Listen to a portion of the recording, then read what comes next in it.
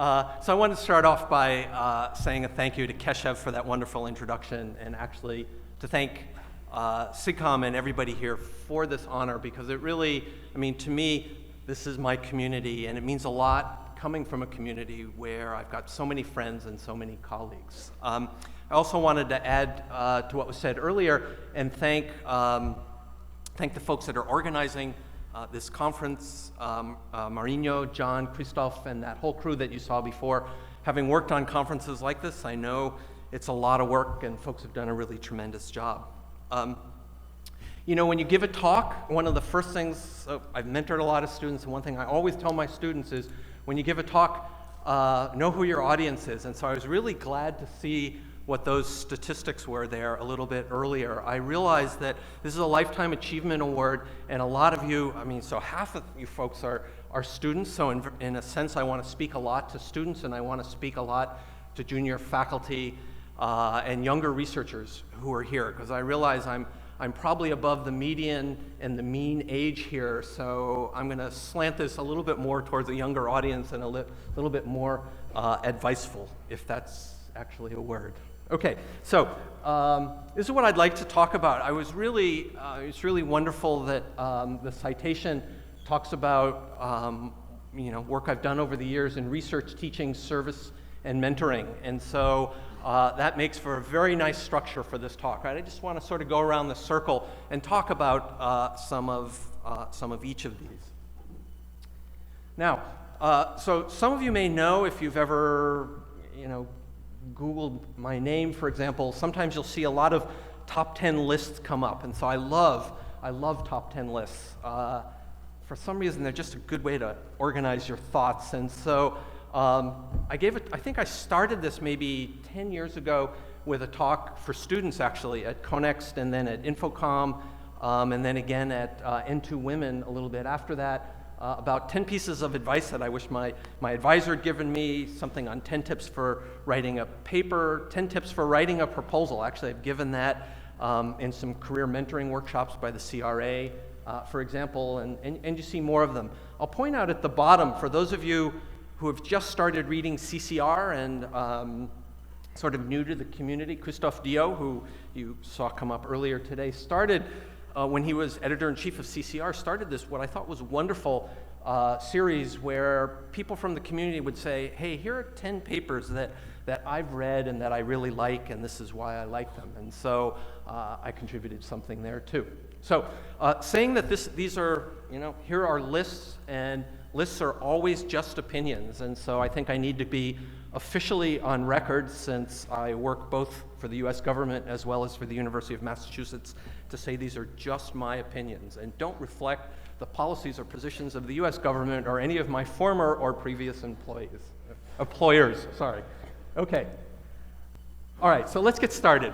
So I'm going to go around the circle and some observations about those different things, but first let me say that I think this is, you know, when you talk about the past and you talk about the future, it's always very hard. When you think about the past, there's a saying in English that you look at the past through rose-colored glasses, and that means everything looks better in the rearview mirror, right? If you've ever seen, what's the movie, Midnight in Paris, it's all about, oh, you know, the golden age is gone, right? And you always somehow remember that the past was this wonderful thing. And gazing into the future is, well, it's guessing, right? And so with that as premise or beginning, I want just a couple of observations about guessing about the future. So when my SIGCOMM award was announced, I got a wonderful email from a student who had been here in Florianópolis. So I was here in Florianópolis in 2001 for SBRC, and I gave a tutorial there, and I had this slide. Oh la la. So everybody should rotate their heads 90 degrees to look at that. But what that's supposed to be is it's a network graph, and the point that I was making back around 2000 was this notion that you know, the internet might fragment or maybe virtually separate itself into multiple different networks, maybe one for gaming, one for video distribution, one for what was called information retrieval. It was before search sort of became the term there. The one in yellow, teleconferencing networks, right? And so the student who wrote me said, wow, you really were great about thinking about what the future would look like, 15 years ago. And so sometimes you get these things right and you feel really good about these things. Other times, so I was remembering being at a workshop, I think it was in Spain. This was 2 days after Google announced that they had acquired YouTube. And I thought, oh, I can't believe that. And so I remember being on a panel and somebody on the panel actually saying this, but me agreeing, don't blink, because when you open your eyes, YouTube won't be around anymore. So you can be way, way off base when you think about the future also. And then sometimes you sort of get it right, but you sort of get it wrong. So in 1995, when Keith Ross, my co-author, and I approached our publishers, or publishers approached us, we said, we want to write a book together. We both love to write. We want to do a book together. And the 7th edition just came out. I put a little plug in for that. There's new chapters on SDN and data and control planes. Okay, that's it. But what we said at the time, we went to our publisher and we said, well, look, this was 1995. We said, in 5 years, there's not going to even be any printed books anymore, right? So we're not even going to want to print a book, right? It's all going to be online. And our editor, Susan Hartman, bless her soul, said, well, you guys are really visionary, and yeah, I'm sure it's going to be that way, but my boss says we have to print a book. And so do what you want online, but we have to print a book. And so that was great for us, and hopefully for all of you folks. So we, another case where we really missed the boat, or maybe we got it right, because I do want to talk a little bit about books and education, and a little bit later, and now I think it's by 2030, or maybe 2020. Anyway, we'll talk about that later. Okay, so the rest of the talk, I just want to go around the circle here and talk a little bit about some observations about research, about teaching, service, and mentoring. And when I talk to people about their research, what I'm always interested in is, I'm interested in what they're doing, but I'm really interested in why they're interested in that problem. I mean, what is it when you tackle the research problem that makes it interesting to you, right? What sort of sets you on fire about why you're working on a problem or a set of problems? Because there's a whole universe of problems you could work on. Why do you choose that one? So I wanted to just sort of give you my take on a few areas in which I've done work and why I sort of thought those were particularly interesting. And I wanted to start off with network measurement and inference. And what really appeals to me about the work that goes on in the IMC community and the SIGCOMM community is that it can be very hands-on, because measurement is an art, and yet it can also be very rigorous, especially if you're trying to make inferences about what's happening unseen behind those measurements. And so let me just show you 3 pieces of work that, I sort of feel good about that sort of illustrate this. So Maya Yajnik, who was one of my students, and Don Towsley's students sort of back in the mid-90s, there was a network called the MBone, really the first multicast network that was around the world, and we made some measurements to look at packet loss inside the network. But of course, you can't measure packet loss on a link inside the network, so we sent around multicast packets, and then we looked at what was happening at the edges of the network and made some inferences.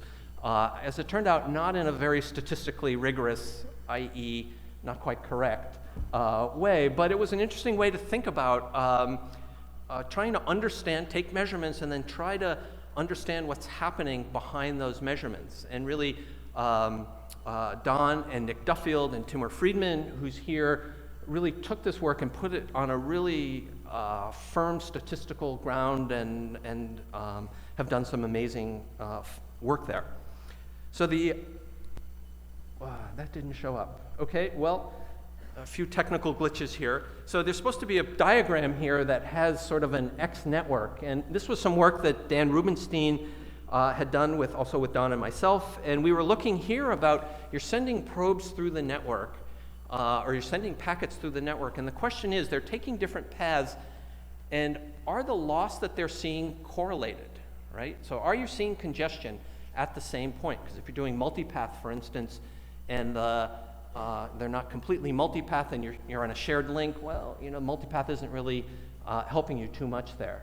And so what we were looking at there is correlation among delays and on loss processes on multiple connections going through an end-to-end end-to-end paths through the network and trying to make inferences about whether or not they had a shared bottleneck. And then the final piece of work, again, a measurement piece of work. This was work that I did with Christophe Diot and Sharad Jaiswal and folks at Sprint. And the idea here was, imagine you're a router in the middle of the network and you see packets going by, maybe in one direction, maybe in both directions, and you want to make inferences, so let's say they're TCP packets going back and forth, you want to make inferences about where loss is incurred in the network. So you can look at sequence numbers, look at the TCP machine, and then have a set of diagnosis rules that you can actually prove or formally correct, which is what Sharad did, about what's happening on either side of your measurement point, just by looking at the measurements that go through there. So it's a way of doing diagnosis sort of from the middle. We called that measurement in the middle. Okay, so that was just a short foray into measurement and inference. Keshav mentioned earlier work that I have done with a number of colleagues on modeling. And rather than talk about the TCP, I want to talk about something a little more recent than that, and that's content caching networks, where we've been working on approximation algorithms and a bounding calculus for understanding what happens when content is flowing through the network. And I just want to illustrate the problem to you, because I think also it's always great to be able to step back and sort of see the big picture of what you're working on. And so I'd like to sort of bring us all the way back, I guess almost 100 years ago, when circuit switched telephone networks came around. Erlang did really just beautiful work analyzing what happens there. Frank Kelly, really seminal work there in the 80s. So calls come in, so for some of you who are for students, right, you're just used to voice being packet switched. Well, there used to be circuits that were allocated along the way in sort of earlier telephone networks. And so, call would come in, you'd be allocated some links. Another call would come in, you'd be allocated some links. Let's imagine every link can only hold 2 calls. Here comes another call, and it's actually going to be blocked, right? And so Erlang's formula from 1917 and Kelly's work that followed on that sort of showed how you can compute these blocking probabilities. So first, before we even had packet switching, we had circuit switching. Hopefully many of you know about Len Kleinrock's work on applying queuing theory to packet switching and sort of showing the advantages of statistical multiplexing. And so maybe about 7 or 8 years ago, I started some work with Alicia Rosenzweig, a former PhD student of mine, on content caching, because I think if you take the 100-year view, we're moving from circuits, where we've moved from circuits, we've moved to packets, and if you think about content caching, content-centric networking, the level of abstraction is rising up, and we've got storage inside the network. And so the idea here was, could we come up with a mathematical modeling methodology that would allow us to predict with storage inside the network, what the cache hit rates and miss rates were in a network setting? And that was the critical thing. So there's a request for green, green is returned. Here comes a request for blue, blue is returned. Imagine the cache is of size 2. Now what happens is red comes along. Okay, well, it's not anywhere, it's routed there. It replaces some green, and on and on and on. And so we want to compute miss probabilities. We need to worry about the stochastics of the flows after misses. And I don't know, piece of work that I think when we were working on it, this really CCN and NDN sort of hadn't come about yet, and it was just a very interesting, challenging way to look at things. And so additional work on multicast, on video, on network calculus in other settings. Okay, just 2 more things I want to say about research, and then I'll move on to some other things. Some of you folks may know that I spent some time working on sensor networks also, and what I found really interesting there, what was the passion? The interesting thing was the ability to actually build something, deploy it, worry about architecture issues, the impact, the interdisciplinary work that went on. And so this particular system was a dense network of X-band, low-powered X-band radars. So this was a sort of a new radar sensing methodology where we had a lot of small, inexpensive radars that were all networked together, and we wanted to control them to sense when and where the user needs are greatest, is what we always said. So there were sensors, there was a whole bunch of computation and networking, connecting them, in the end, I think the innovation here was we were looking at what was the end use of what was coming off of the radars, and how should we target a network of radars to maximize utility for a whole bunch of different end users here. And so the data would flow in, we had utility optimization algorithms, and radar control would go out there. And it was really nice to be able to work for almost 10 years on one problem, to deploy things, to have folks in the National Weather Service actually using it, and sort of a change from more abstract modeling things, but allowing us to address issues of architecture. And then finally about architecture, it's been sort of a lifelong passion. Here's a problem that I'm still thinking about and still haven't come close to solving, and I've had a number of conversations with folks here about this. So if you think about how signaling is done in networks and soft state protocols, so things like RSVP and PIM and other IGMP, other protocols where state is installed in the network and then it disappears if it's not refreshed. That's sort of exactly the opposite of what telephony networks had been doing for 80 years before, where you install state and it stays there until you explicitly take it away. And Dave Clark had a beautiful paper in the 1980s sort of talking about internet design principles. And at the end of that, he talked about soft state and how it was he thought it was so important. And so I think, and a number in the community have been thinking about this question, well, okay, so what is it that makes soft state so great? It has something to do with robustness, that if end systems fail, you don't have to worry about it, state goes away. Maybe it's less complex control. So there's a whole bunch of what you might call exities, because a lot of these things end in ITY, that when you think about management and signaling become very important. And then finally, for Mobility First, this was a NSF-funded project before I started working at NSF, on building a logically centralized control plane for generalized mappings, for instance, name to location, and the ability to do context-sensitive services. And a lot of architectural thought went into that, and as being part of this NSF Future Internet Architecture group. Okay, so I want to leave you just with a couple of thoughts about picking research problems, if I could. This was actually something my dad told me, that a fool can ask more questions. He was a chemical engineer. Told me a fool can ask more questions in a lifetime than, he said, a smart person, or maybe he said you could answer. But you have to be careful in how you pick your research questions. And so this is always something, when you have PhD students, you want them to pick their own problems. You don't want to just hand it to them and say, do this, do this, do this. You want them to sort of go through this process of being mentored and understanding and sort of figuring out what a good problem is. So, okay, so what is the fundamental problem that you're solving? And, what's the shelf life? What's the half-life of the problem that you're working on? Will people be thinking about it 5 years from now, 10 years from now? I often think a lot about this question of how crowded the field is. As I look out, there's so many smart people in this room, right, who have better backgrounds or different backgrounds. And so, you sort of have to have a special take and a way of looking at a problem if you're going to be going into a crowded field, I think. And then finally, this last point has to do with focusing on fundamentals.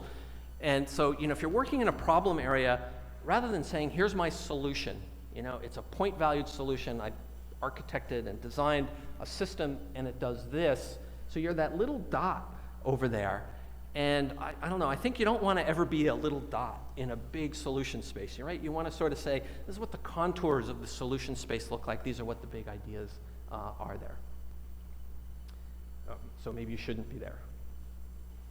Okay, so I've used this slide in a couple of talks before, and since there are a lot of students here, I thought maybe they hadn't seen it. I think about this slide a lot. On the x-axis, you've got time, and on the y-axis, think about a problem you're trying to solve, or a problem area that people are working on. And in the early days, it's great, right? Because it's a new problem, people are thinking about solutions. If you're a PhD student, this is the best time to be getting into a problem area, right? Because there's this saying, low-hanging fruit, right? It's like you walk into an orchard and you say, oh, here's a piece of fruit, here's a piece of fruit, here's a piece of fruit, here's a piece of fruit. You do great work, and you get your PhD, and you go on and you do great things. That's a lot easier than coming into an orchard where I don't know, you need ladders or you need to be 7 feet tall to pick things. So, what you see over there on the graph is this notion that over time, solutions, people understand the problem better. Oh, here's a better solution. It's generally more complex.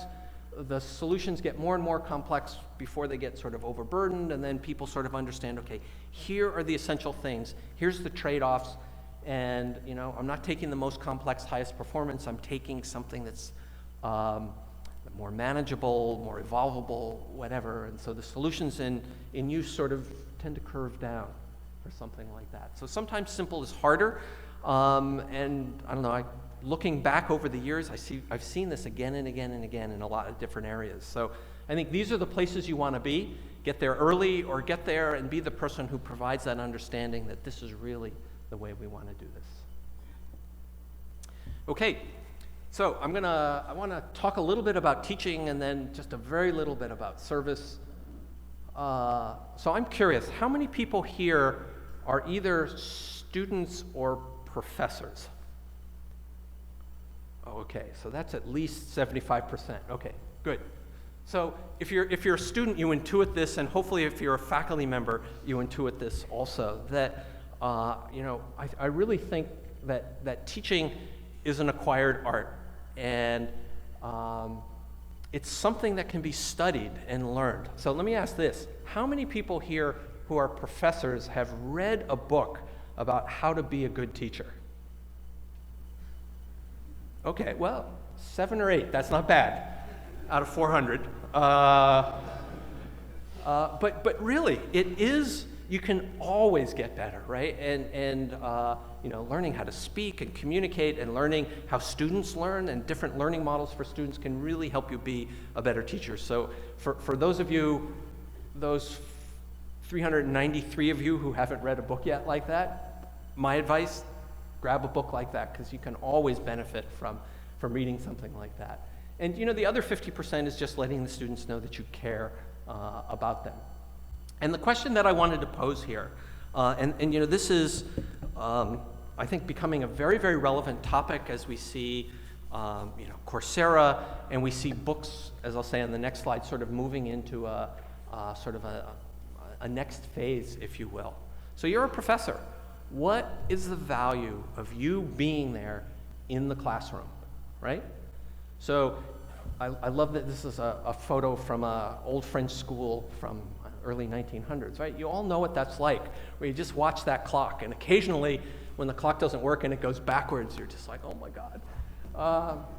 But what is it, given that you could go to Coursera, given that books may be having embedded videos and interactive, what is it that you as a teacher are going to be offering your students that make your time in the classroom with them valuable? So there's a theory of education and of learning called active learning that actually a lot of that work's been evaluating that has been funded by the National Science Foundation, and research shows that you do get better learning outcomes. And it's all about actively involving students in the classroom, not just getting up there and lecturing, right? If you have a book and you get a set of really nice PowerPoints with it, there's almost nothing easier than standing up there and talking for 40 or 50 or 75 minutes or however long using using PowerPoints, right? It's not that hard, right? Actively engaging students and that give and take that gives them so much value from being in the classroom, that's a lot harder. And it actually takes more work, I think, than teaching the way we've been teaching for a long time. Okay, so I want to make a prediction here. I'd be willing to bet somebody a dinner in 2030, let's say, about this. Because I've been thinking a lot about what textbooks are going to look like. Just like Keith and I back in 1995, we sort of went to our editor and said, paper, there's not going to be any paper in 5 years. I'm convinced there's not going to be a lot of paper. And I still think it'll be more than 5 or maybe 10 years from now. But I think if you look at what's happening with MOOCs, for example, and in particular what's happening in the textbook market, because I think textbook writers writing well takes a long time, and preparing good material takes a long time, right? So I think that the textbooks, I'll bet somebody, that the textbooks 15 years from now or 10 years from now, probably, they'll be they'll be very interactive, right? So they'll all be online. They could be immersive. They'll have high production value. There'll be video. So already, we see that with MOOCs. There'll be interactive animations. There might be games, problems, interactive problems, reviews, question answering, using big data analytics because this particular online book's being used all over the place. And then again, the question comes back to us as professors, what is it that we're adding on top of that, right? What is it that we're going to do in the classroom that makes the learning experience, given that you've got all of this happening, makes that learning experience so much richer for the students. So down at the bottom, that's my prediction, is teachers will need to become increasingly aware of the value we add over all the technology that is disrupting, in the process of disrupting higher education. So I want to take just a couple of seconds here to talk about a couple of education happenings inside the United States. And the first, actually the only one I really want to talk about, is something called Computer Science for All. I won't ask how many people this time. But if you were to search, I used to say Google, but I've been taught to say search. If you were to search on the president and Computer Science for All, the president of the United States every Saturday does going back to FDR, has done a weekly address to the country and talks about some topic.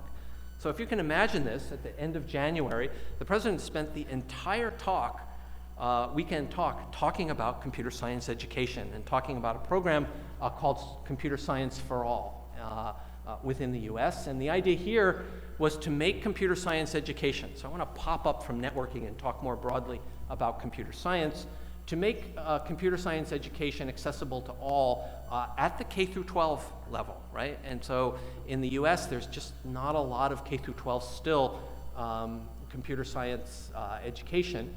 And the idea behind Computer Science for All is to increase the knowledge base and the capacity to really get students to think computationally at the high school level, or maybe even down below the high school level. A lot of the foundation for what's being discussed here has come out of NSF investments in something called CS10K, which was to have 10,000 trained teachers by 2016. We're not going to quite make that, but we're going to be pretty close.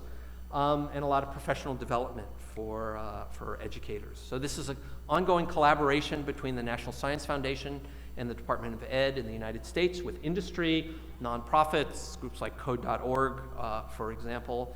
And there's an idea of the kinds of investments that the NSF is making just in computer science K through 12 education. The other thing I wanted to say about CS education, and actually since we've got really a global group of people here, this will be really interesting. I'm going to ask one question here in a second. So what you're seeing plotted here is the number of students who are declaring that they want to be a computer science major as a function of time from 1995 to 2015. And so, if you follow computer science long enough, it goes up and down. It's really going up now, right? And the explosion of interest in computer science seems very different. The students are coming with broader interests. We're seeing students come into machine learning in some of our senior level courses from math and sort of cherry pick the courses that they want to take. A lot of minors, people coming in from other disciplines. So within the United States, I think it's a fair bet to say that almost all undergraduate computer science programs are seeing this real increase in undergraduate enrollments. And I'm curious, I'm not quite sure how to ask this question, but is this something that folks in Brazil, in Latin America, in Europe are seeing, or is it, I see shaking heads? No? Yes? Yes, okay, UK, okay. So some places yes, some places no, definitely a phenomena inside the United States. So I have a picture over there of a little PowerPoint icon super person sort of standing up to this is being, in the US sometimes we say it's a tsunami of undergraduate enrollments, right? And so that's the undergraduate program director of a department sort of standing up and saying, yes, we will provide great undergraduate education to a large number of students. I want to also suggest that actually there's an even bigger tidal wave or a tsunami coming, and it's coming from the opposite direction. And it's coming from a group of students who are going to want to come and take computer science with a very different point of view, because they're coming in through Computer Science for All. They're coming in with a broader background in computational thinking, and they're not going to be the type of students, this second wave of students, or another wave of students, will be different. They won't be sort of like most of us here in this room, right? We came through a deeply technical education, and that's a wonderful thing, right? We should always continue to have programs and educate those kinds of students. But there are, I think, another set of students who are already starting to show up in our programs who have broad interests in other areas and the application of computer science to other disciplines. And that's what that CS plus X means down there. Okay, so I'm mindful of the time, and actually I only had one slide that I wanted to say about service, and then I'll wrap up by saying a few things about mentoring. So here's my slide. I was trying to figure out what to say about service, because many people here, you've heard from them, have been involved in service. And so I guess my advice here would be, do it because you love it and you think it needs to be done. Actually, on my laptop here, which I'm not projecting, I had a couple of other examples, but Edmundo de Souza y Silva and I in 2005, and actually I think this came from discussions at UFRJ among Edmundo's students of, gee, there should be a workshop for students, because students go to conferences and they just sort of, they sit and listen to talks, but how about activities for students, or maybe poster sessions or something like that? So, Edmundo shot me an email and said, hey, maybe we should organize this. So we organized this in 2005 for InfoComm, and soon after that, SIGCOMM, and then Connex and other conferences started student workshops, which have been really proven to be wonderful things. Keshev mentioned the education workshops that SIGCOMM has done that I've been involved in, and those have proven important to getting the right networking pieces sort of into the ACM and the IEEE recommended curricula, right? So again, there was a need for something. There were a group of people in the community who said, hey, this needs to be done, and that group stepped up and did that. And let me say also that when you think about service, we probably think about SIGCOMM, right? But you should also think more broadly about your computer science community, your institution, and maybe the government. I mean, there are people here. Dave Tenenhouse is here. I'm not sure he's here. Is he here? There he is. He's a leader at VMware. He was at Intel before that, but I first met him when he was helping to lead DARPA, and he started the ActiveNets program there. So, anybody who's doing SDN and doesn't know about ActiveNets should go back and look at this really forward-looking program that DARPA put out in the mid-1990s on active networking, which was really, one of all the DARPA programs I've been involved with, I think it was the most forward-looking. There are other people. Margaret Martinassi has been working at the State Department. I've been working at NSF. Farnham Jahanian, who many of you know, was working and was the assistant director at SIGE before me. So, and Jack Brazel's here, who's, there he is right there, a program director from NSF. And so we see again and again folks who take time. Keshev called time your most precious commodity. And maybe if you're a student, you may not quite feel that yet, but the older you get, the more you feel that way. I'll guarantee you that.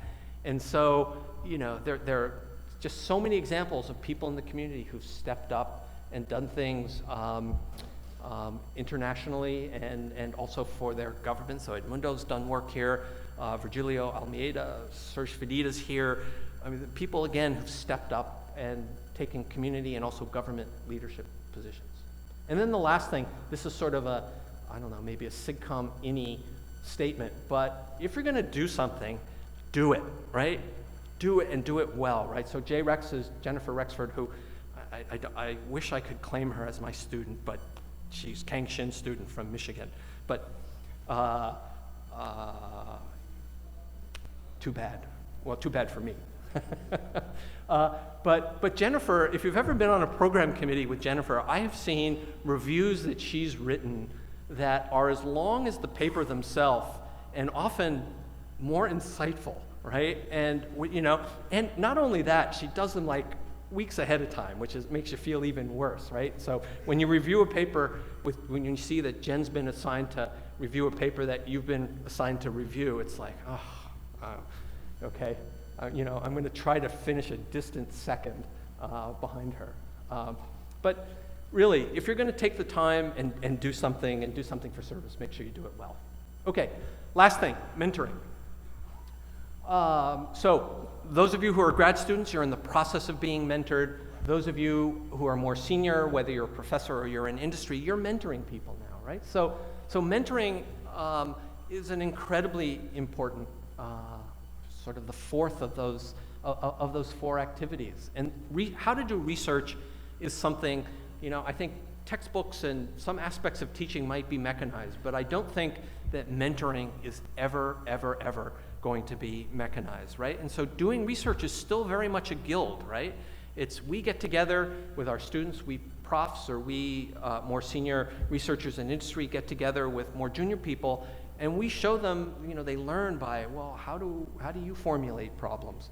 One of the nice things about being a professor and having a lot of grad students is they email you occasionally to say thanks. So for all of you who are former graduate students, email your advisors and say thanks for things that you learned. But what I see, my students and Don's students coming back and saying again and again is what they appreciate. Some of my students graduated 25 years ago, saying how to formulate problems and how to how to communicate, how to write, and also how to read. Okay. And so if you get the opportunity to be mentored or be a mentor, you should absolutely do it. I want to give a big shout out to the SIGCOMM community for the minute mentoring, or the mentoring that's going on as part of SIGCOMM, and mentoring programs like N2 Women are just absolutely great. And actually this community is a real leader in mentoring. Okay, I'm on number 8, and 8, 9, and 10 are pretty quick. So I just want to put in a plug. Let's see. I want to put in a plug for taking some time and learning how to write, right? So, I will say I love to write. It's relaxing to write. And maybe that's something you're just born with, loving to write, but it's something you can learn. And I'm going to show you some books that can show you that I think are really good for that. But I really can't, for those of you who are graduate students and you're sort of just learning to write scientific papers and write proposals, I really can't overstress how important it is to be a good writer.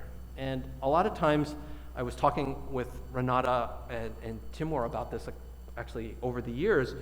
Maybe the most important course we as professors could do would be to give writing courses. But of course, we want to give graduate courses in our research area. But if you can write well, you will have an unfair advantage over other folks. If you've been on program committees and you read a well-written paper that the introduction draws you in, and you read the introduction, you're like, oh, I really want to read this paper. The ideas sound great, they're exciting, and you understand the context. You get a paper like that, you're guaranteed people are going to be drawn into it and think about it and read it carefully. Whereas if it's an introduction that goes all over the place, you read the introduction, you have no idea what the paper's even about, that's that person's starting with an arm tied behind their back. So I'd also say study role models. So pick people whose papers you really, really like and say, what is it about, Keshev's a great writer, right? I mean, I love his books and I love his papers, and you should study them and say, well, what is it about those papers that make them so good? And so again, it's something that you can learn. This is just a quick plug. I'm sure these will be online, so you can take a picture of these. The one on the left, Writing for Computer Science, it's in its 2nd edition. He's an Australian professor, and he goes through great examples. He says, well, here's a piece of text from a computer science paper, and this is how we could make it a lot better. And so it really gets down into the weeds and teaches you a lot of tricks, and the other is a classic.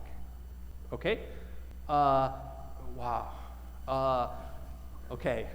I should say, I put that picture, and this slide is actually a couple years old, so it's before he was my boss, right? So I'm not sucking up to my boss or anything like that, right? And I don't know, I find him a very inspiring speaker. But again, learning how to write and learning how to speak are just, you can learn these things, right? And again, you can take a course in this. It's going to help you with mind share. You can convey, your talks are thoughtful, they're exciting, they're engaging, they're clear, they're concise, and practice, practice, practice, right? And so for those of you who are grad students and profs, and probably everybody here, in our group, we would typically tape students before they go out and give a talk at SIGCOMM or InfoComm, right? So, now it's even easier, right? Just use your iPhone, right? Tape your talk, and we would always tape it in front of a group, and then I would sit down individually with the students because it's just so embarrassing to see yourself on video, right? You don't want to deconstruct and, I don't want to say criticize, what should I say? I don't know, mentor or give suggestions about a talk in front of a large group. You sit down with the student and say, you could have done this better, you could have done that better. I remember one student who, the first time he gave a talk, he'd had a big pocket full of change. And so he was walking back and forth like this, and he was shaking, he was like shaking his hands like this, and all you could hear were all these quarters and dimes and nickels rattling around in his pants. And when he saw that, he was like, and he never did that again, of course. So you can practice and you can study role models, right? You can watch, people who you think are good speakers, and what is it about them that makes them really good speakers? Okay. Last one, number 10, and then I'm going to wrap up. This also was a slide, so this is from 2009, and this goes to mentoring and it goes to role models, right? So I think, so I'm older than most of you here. I still look for role models, and I've been looking for role models my whole life. And, I think it's really valuable to find people who do something really, really well, right? And there's not going to be anybody, not even the Caped Crusader. No, that's not the Cape. That's Superman, sorry, down at the bottom, right? Nobody does everything perfectly, right? But sometimes people have real special talents, right? And you can study them, and maybe they can help teach you and say, well, that person does something really, really well. What is it that they do that makes them do that so well? And again, I said this earlier, get a mentor, be a mentor. Okay, so I'm pretty much done. I just have two quick wrap-up slides here. The first is, looking over what's been happening in the networking community, and NSF, we get a pretty good view of this also, and an opportunity to work with folks in industry on a lot of things, and of course coming to conferences. A lot of exciting things happening in our community, which I think is an absolutely wonderful thing. Something that I think, down at the bottom here, this notion of a human technology frontier, this notion, we see it with cars, we see it with IoT, this notion that our kids or our grandkids, when they think about computing, they're not going to think about data centers, they're not going to think about laptops, they're not going to think about phones, because it's going to be embedded in everything around them, right? And that means it's also going to be networked, right? And so I think that 15 years from now, when we look from 2016 to 2031, and we say, what were some of the massive shifts that we saw in that 15-year time frame, that this notion of computing being embedded all around us is going to really, really be a profound change for us and mostly for our children and for our grandchildren. And I think there's lots and lots of challenging research problems there. Okay, last thing, and then some thanks. So I put this last slide together just recently, came out of a conversation that I had with Jack Brezel and one with John Crowcroft. And this is really directed to students, right? So for many of you, this may be your first time you've been at a conference as big as SIGCOMM, right? And it can be really, really daunting, right? Because here you're reading papers from people whose papers you've read and stuff like that, and they've been in the field a long time. And I guess what I want to say is that, that feeling that it's pretty daunting looking what other people do is something that, I don't know, it's stuck with me and from almost everybody I talk to.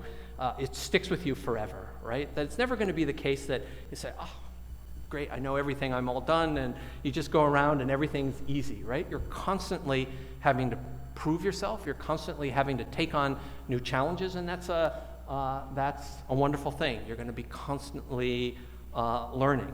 And so what you feel, I used to, one quick aside, at NSF we have what are called career awards. These are for young faculty who are writing their first proposal. And we always encourage people to come to NSF to talk to the program directors, because program directors love to talk to, junior faculty, right? I mean, it's way fun to do that. And I remember somebody, when I was an assistant professor way back in the day, saying, you should go to NSF and you should talk to your program manager, who's Darlene Fisher, who many of you may know if you're from the United States. And I thought, oh my God, I'm just a first-year assistant professor. What am I gonna possibly say to Darlene? It turns out, so I went and I said, we had a great conversation, and I've known her now for a couple of decades since then. But I still remember how scary it was going to talk to somebody at NSF. Since Dave Tenenhouse is here, I'll tell this story too. I was also told to go see somebody at DARPA, and I was absolutely convinced that DARPA ate assistant professors for breakfast. And so I never quite got up the courage to go talk to DARPA program managers until maybe after I got tenure or something like that. Anyway, I just wanted to leave students with this notion that it's going to be a constant process of learning, picking on new things, putting yourself in situations where you're a little bit outside of your comfort zone, but that's good, right? It keeps you on edge. The last points I want to make, again, I think we're all privileged to be working where we are, right? We're working in fields where there are great employment opportunities, and even more than that, the work that we're doing really does change the world, right? And can profoundly change the world. So we have meaningful work, we're well paid for it, and through our roles as teachers and also as mentors, whether we're in industry or in academia, are impactful, because we're working with young people, and we can have impacts on their lives, which in the end is a wonderful thing, but also a privilege, but also a responsibility. Okay, so I want to end up by just a couple words of thanks. Everybody knows this, right? That if you're a professor and good things happen, it's because you have great students, right? And I just want to acknowledge the list of PhD students and postdocs that I've really had the pleasure to work with, and really the privilege to work with while I've been at the University of Massachusetts. And I also want to thank my research colleagues. Oh, it works. I can't tell you how long I spent working on this animation, and I'm glad it works, right? Those are my co-authors over time. If I had more artistic talent, it would have looked a little bit more like Star Wars or something like that. But I did want to say thanks to everybody that I've had the privilege to work with over time, because really it's not my work, it's our work. And in many cases with the students, it's really their work. And so thanks to all of them. And thanks to all of you for bearing with me. Thanks to SIGCOMM again for this really wonderful award. I'm really so honored and so pleased that it sort of cites the research and the teaching and the mentoring and the service as well. So with that, I think we still got maybe 5-10 minutes for questions, and then we're going to have a break at 10:30. But thank you all again, and thanks again to SIGCOMM.